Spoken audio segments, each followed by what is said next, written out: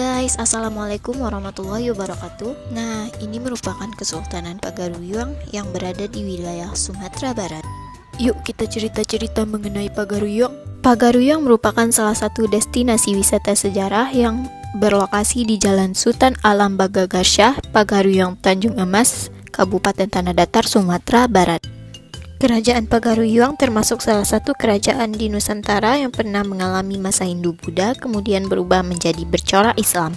Nah, ini mapping Pagaruyung. Ketika didirikan oleh Aditya Warman pada sekitar 1347 Masehi, kerajaan ini masih bercorak Hindu-Buddha. Kerajaan Pagaruyung kemudian resmi berubah menjadi Kesultanan Islam pada abad ke-17 pada masa pemerintahan Sultan Alif.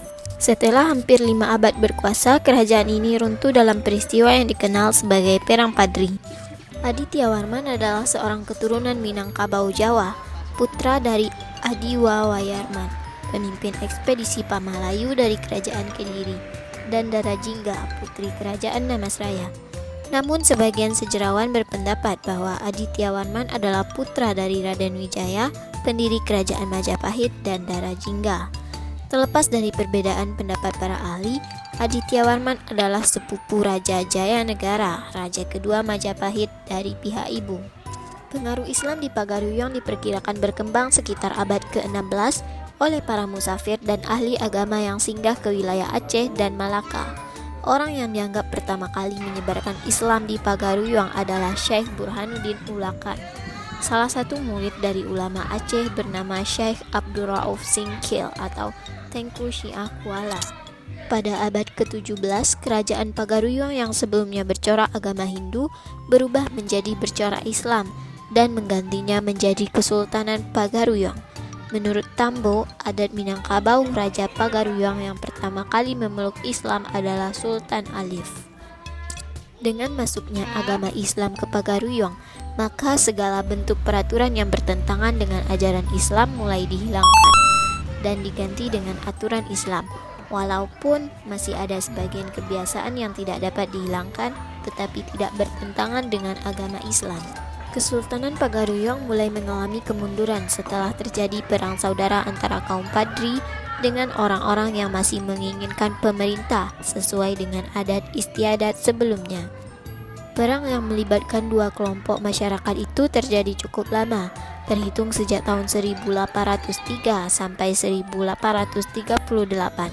Pemicu utama dari peperangan tersebut adalah adanya penolakan dari sebagian masyarakat terhadap aturan yang dibuat oleh para ulama.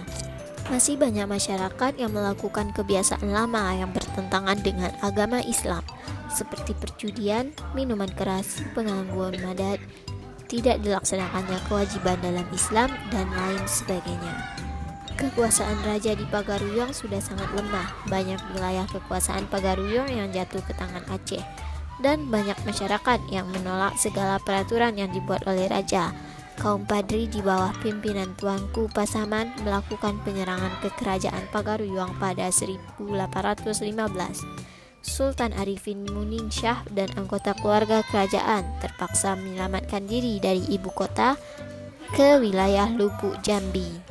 Kerajaan pun semakin terdesak oleh serangan yang dilakukan kaum Padri, sehingga mereka meminta bantuan Belanda.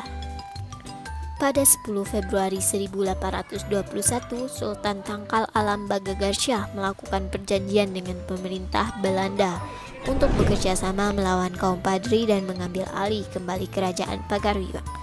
Namun perjanjian itu dianggap oleh Belanda sebagai tanda penyerangan Pagaruyung kepada pemerintahan Belanda.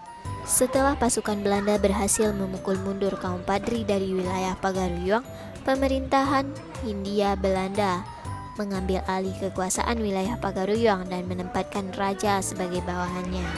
Kemudian Sultan Tangkal Alam Bagagharsyah meminta bantuan kaum Padri untuk menyingkirkan Belanda. Tetapi upaya tersebut gagal dan ia dibuang ke wilayah Batavia dengan tuduhan pengkhianatan terhadap perjanjian yang telah dibuat. Nah, itu tadi merupakan sejarah singkat mengenai Pagaruyung.